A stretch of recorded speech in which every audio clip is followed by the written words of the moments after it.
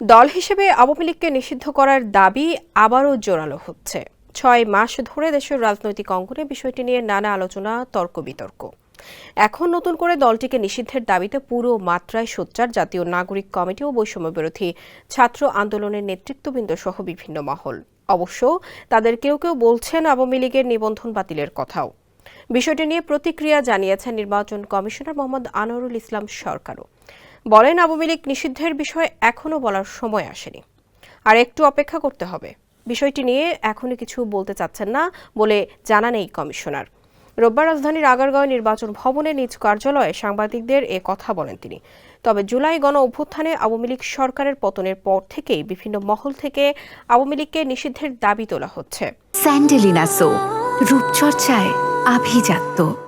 দলটিকে নিষিদ্ধ ও এটির নিবন্ধন বাতিল চেয়ে গেল ১৯ আগস্ট হাইকোর্টে রিট করে সারদা সোসাইটি নামের একটি সংগঠন। রিটের শুনানিতে অ্যাটর্নি জেনারেল মোহাম্মদ আসাদুজ্জামান বলেছিলেন, অন্তর্বর্তী সরকার প্রতিহিংসা রাজনীতি করতে চাইবে, কেউ এটি প্রত্যাশা করলে তা গ্রহণযোগ্য নয়। কারণ এই সরকার মনে করে মানুষের নাগরিক ও রাজনৈতিক অধিকার নিশ্চিত করার জন্য রাজনৈতিক দল অন্যতম প্ল্যাটফর্ম। পরে হাইকোর্টে আওয়ামী লীগকে নিষিদ্ধ ও দলটির নিবন্ধন বাতিল চেয়ে করা রিটটি সরাসরি খারিজ করে দেন।